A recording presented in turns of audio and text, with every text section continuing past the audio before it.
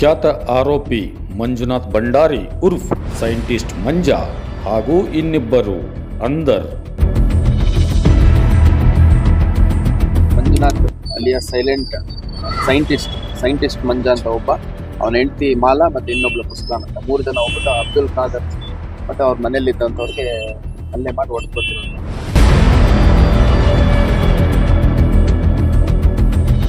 ನಮಸ್ಕಾರ ವೀಕ್ಷಕರೇ, SN TV crime ವರದಿಗೆ ಸ್ವಾಗತ. ನಾನು ನಿಮ್ಮ ಮಂಜುನಾಥ್ ಎಂಗುಡಿ. ವೀಕ್ಷಕರೇ, ದಿನಾಂಕ 8/2/2025 ಕುಖ್ಯಾತ ಆರೋಪಿ ಮಂಜುನಾಥ್ ಭಂಡಾರಿ ಉರ್ಫ್ ಸೈಂಟಿಸ್ಟ್ ಮಂಜಾ ಮತ್ತು ಇನ್ನಿಬ್ಬರನ್ನು ಸೇರಿ ಕೇಶವಾಪುರ ಪೊಲೀಸ್ ಠಾಣೆಯ ಆರಕ್ಷಕರು ಹೆಡೆಮುರಿ ಕಟ್ಟುವಲ್ಲಿ ಯಶಸ್ವಿಯಾಗಿದ್ದಾರೆ. Shri Abdul Khader Kundgol Saken Hubli Bengeri soda factory ಹತ್ತಿರ ಇರುವ ಇವರ ಮನೆಗೆ ಅಕ್ರಮ ಪ್ರವೇಶ ಮಾಡಿ ಕೊಲೆ ಮಾಡಲು ಪ್ರಯತ್ನಿಸಿದ ಬಗ್ಗೆ ಹುಬ್ಬಳ್ಳಿ ಕೇಶವಾಪುರ ಪೊಲೀಸ್ ಠಾಣೆಯಲ್ಲಿ ಗುನ್ನ 15/2025 ಕಲಂ 329, 115, 118, 74, 109, 352 ಸಹ ಕಲಂ 3 BNS 2023ನೇ ಪ್ರಕರಣ ದಾಖಲಾಗಿತ್ತು. ಮೇಲ್ಕಂಡ ಪ್ರಕರಣದಲ್ಲಿಯ ಕುಖ್ಯಾತ ಆರೋಪಿ ಮಂಜುನಾಥ್ ಭಂಡಾರಿ ಉರ್ಫ್ ಸೈಂಟಿಸ್ಟ್ ಮಂಜಾ ಈತನು ಈ ಹಿಂದೆ ಕೊಲೆ ಯತ್ನ, ದರೋಡೆ, ಮನೆಗಳ್ಳತನ, ಹಲ್ಲೆ ಪ್ರಕರಣ, NDPS ಪ್ರಕರಣಗಳಲ್ಲಿ ಭಾಗಿಯಾಗಿದ್ದರಿಂದ ಈತನ ಮೇಲೆ ಬೇರೆ ಬೇರೆ ಪೊಲೀಸ್ ಠಾಣೆಗಳಲ್ಲಿ 30ಕ್ಕೂ ಹೆಚ್ಚು ಪ್ರಕರಣಗಳು ದಾಖಲಾಗಿದ್ದು ಇರುತ್ತವೆ. ಆರೋಪಿತನಾದ ಮಂಜುನಾಥ್ ಭಂಡಾರಿ ಉರ್ಫ್ ಸೈಂಟಿಸ್ಟ್ ಮಂಜಾ ತಂದೆ ಕೃಷ್ಣಪ್ಪ ಭಂಡಾರಿ, ವಯಸ್ಸು 35 ವರ್ಷ, ಸಾಕೆನ್ ಶಿವ ಕಾಲೋನಿ, ಗೋಪನ್ಕೊಪ್ಪ, ಹುಬ್ಬಳ್ಳಿ. ಈತನಿಗೆ ಮತ್ತು ಇನ್ನೊಬ್ಬರಿಗೆ ಹುಬ್ಬಳ್ಳಿ ಕೇಶವಾಪುರ ಪೊಲೀಸ್ ಠಾಣೆಯ ಪೊಲೀಸ್ ಇನ್ಸ್ಪೆಕ್ಟರ್ ಮತ್ತು ಸಿಬ್ಬಂದಿಯವರು ಬಂಧಿಸುವಲ್ಲಿ ಯಶಸ್ವಿಯಾಗಿದ್ದು 3 ಜನ ಆರೋಪಿತರ ವಿರುದ್ಧ ಕಾನೂನು ಕ್ರಮ ಜರುಗಿಸಲಾಗಿದೆ. ಇಂತಹ ಕುಖ್ಯಾತ ಆರೋಪಿತರನ್ನು ಹೆಡೆಮುರಿ ಕಟ್ಟುವಲ್ಲಿ ತಮ್ಮ ಜೀವದ ಹಂಗನ್ನು ತೊರೆದು ಬಂಧಿಸಿ ಕಾನೂನು ಕ್ರಮ ಕೈಗೊಂಡಿರುವ ಪೊಲೀಸ್ ಇಲಾಖೆಯ ಕ್ರಮ ನಿಜಕ್ಕೂ ಶ್ಲಾಘನೀಯ ಹಾಗೂ ಇದಕ್ಕೆ ಶ್ರಮಿಸಿದ ಮತ್ತು ಸಹಕರಿಸಿದ ಇಡೀ ಪೊಲೀಸ್ ಇಲಾಖೆಗೆ ನಮ್ಮ SN TV ತಂಡದಿಂದ ಮತ್ತು ನಾಡಿನ ಜನತೆಯ ಪರವಾಗಿ ಸಾವಿರಾರು ಸಲಾಂಗಳು. ಪೊಲೀಸ್ ಠಾಣೆಯಲ್ಲಿ ನಿನ್ನೆ ಒಂದು ಪ್ರಕರಣ ದಾಖಲಾಗಿದೆ. ಈ ಪ್ರಕರಣ ನಿನ್ನೆ ದಾಖಲಾಗಿದ್ದು ಮೊನ್ನೆ ರಾತ್ರಿ ಸುಮಾರು 12:30 ಸಮಯದಲ್ಲಿ ನಡೆದಂತ ಒಂದು ಘಟನೆ ಬಗ್ಗೆ. ಈ ಘಟನೆಯಲ್ಲಿ ಅಬ್ದುಲ್ ಖಾದರ್ ಅನ್ನುವಂತ ಒಬ್ಬ ವ್ಯಕ್ತಿಯ ಮನೆಗೆ ಈ ಪ್ರಕರಣದ ಆರೋಪಿ ಮತ್ತು ಆರೋಪಿಯ ಜೊತೆ ಬಂದಂತ ಒಟ್ಟು 3 ಜನ ಅಬ್ದುಲ್ ಖಾದರ್ ಅನ್ನೋನ್ಗೆ ಹಲ್ಲೆ ಮಾಡಿದ್ದಾರೆ. ಹಲ್ಲೆ ಮಾಡುವಂತ ಸಂದರ್ಭದಲ್ಲಿ ಒಂದು ಚಾಕುವನ್ನು ಕೂಡ ಉಪಯೋಗಿಸಿದ್ದಾರೆ. ಇದು ಕಾರಣ ಏನಂತಂದ್ರೆ, ಈ ಆರೋಪಿ ಕೆಲವು ಕುದುರೆಗಳನ್ನ ಹೊಂದಿರ್ತಾನೆ. ಆ ಕುದುರೆಯನ್ನ ಮೇಯಿಸ್ಕೊಂಡ್ಬರ್ಲಿಕ್ಕೆ ಅಬ್ದುಲ್ ಖಾದರ್ ಸಂಬಂಧಿಕರು ಹುಡುಗ ಒಬ್ಬನಿಗೆ ಹಚ್ಚಿರ್ತಾರೆ. ಆ ಹುಡುಗ ನನಗೆ ಡೈಲಿ ಮೇಯಿಸ್ಕೊಂಡ್ಬರ್ಲಿಕ್ಕೆ ದುಡ್ಡು ಕೊಡ್ಬೇಕು ಅಂತ ಕೇಳಿದಾಗ ದುಡ್ಡು ಕೊಡಲ್ಲ, ಏನು ಕೊಡಲ್ಲ ಅಂತ ಇವ್ರದ್ದು ಕ್ರಿಮಿನಲ್ ಬ್ಯಾಕ್ ಗ್ರೌಂಡ್ ಉಪಯೋಗಿಸ್ಕೊಂಡು ನಿಮಗೆ ಹೊಡೆದ್ಬಿಡ್ತೀನಿ, ಬಡ್ದ್ಬಿಡ್ತೀನಿ ಅಂತ ಬೆದರಿಸ್ತಾರೆ. ಅದ್ರ ಸಂಬಂಧ ಯಾಕಿಂಗ್ ಮಾಡ್ತೀರಾ ಅಂತ ಕೇಳಿದ್ದಕ್ಕೆ ಮಧ್ಯರಾತ್ರಿ 12:30 ಸಮಯದಲ್ಲಿ ಇವ್ರು 3 ಜನ ಮಂಜುನಾಥ್ ಅಲಿಯಾ ಸೈಂಟಿಸ್ಟ್ ಮಂಜಾ ಅಂತ ಒಬ್ಬ, ಅವನ ಹೆಂಡತಿ ಮಾಲಾ ಮತ್ತೆ ಇನ್ನೊಬ್ಳು ಮುಸ್ಕಾನ್ ಅಂತ 3 ಜನ ಹೋಗ್ಬಿಟ್ಟು ಅಬ್ದುಲ್ ಖಾದರ್ ಮತ್ತೆ ಅವ್ರ ಮನೇಲಿ ಇದ್ದಂಥವ್ರಿಗೆ ಹಲ್ಲೆ ಮಾಡಿ ಹೊಡೆದು ಪ್ರಕರಣ. ಈ ಪ್ರಕರಣದ ಪ್ರಮುಖ ಆರೋಪಿ ಏನಿದ್ದಾನೆ ಸೈಂಟಿಸ್ಟ್ ಮಂಜಾ ಅಂತ ಇಲ್ಲಿ ಕರೀತಾರಲ್ಲ, ಅವನ ಮೇಲೆ ಸುಮಾರು 36 ಪ್ರಕರಣಗಳು ಈವರೆಗೂ ದಾಖಲಾಗಿದೆ. 2004-05ರಿಂದ ಪ್ರಾರಂಭ ಆಗಿ ಕಳೆದ ವರ್ಷ 24ರವರೆಗೂ ಅತ್ಯಂತ ಗಂಭೀರ ಪ್ರಕರಣಗಳು ಭಾಗಿಯಾಗಿದ್ದಾರೆ.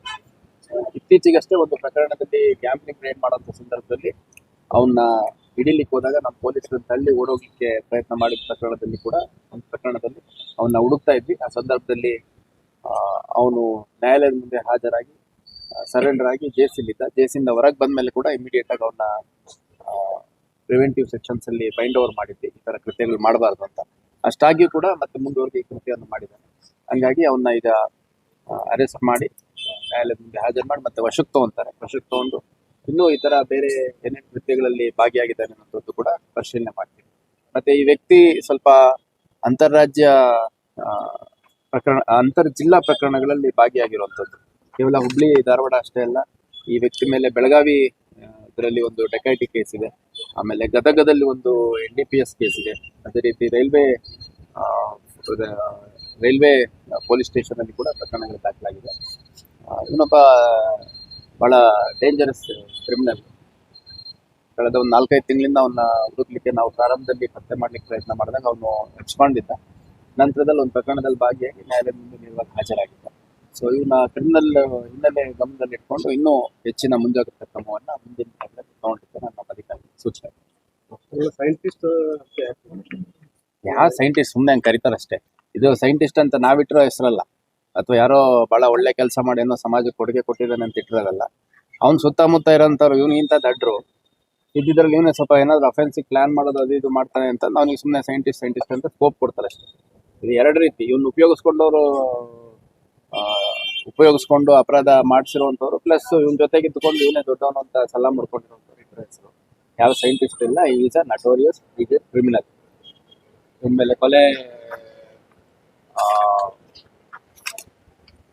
ಇನ್ಮೇಲೆ 2 ಕೊಲೆ ಪ್ರಕರಣ ಇದೆ, 2 ಕೊಲೆ ಪ್ರಯತ್ನದ ಪ್ರಕರಣ ಇದೆ, ರಾಬರಿ, ಡೆಕಾಯಿಟಿ, ಮನೆ ಕಳ್ಳತನ, ಆಮೇಲೆ NDPS, KP ಆಕ್ಟ್ ಸೇರಿದಂತೆ ಎಲ್ಲಾ ಕ್ಯಾಟಗರಿ ಅಫೆನ್ಸಸ್ ಇದೆ. 36 ಕೇಸ್ ಅಂತ ಏನು ಕಮ್ಮಿ ಅಲ್ಲ.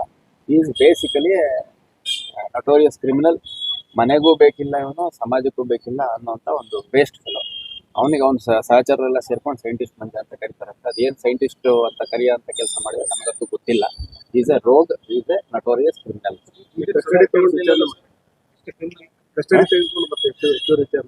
ಕಸ್ಟಡಿ ತಗೊಂಡು ಹೆಚ್ಚುವರಿ ವಿಚಾರಣೆ ಮಾಡ್ತಾರೆ.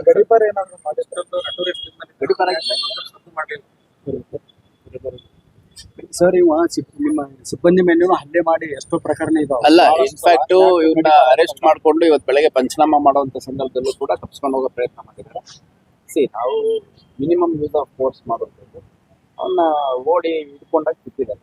Minimum use of force was capture.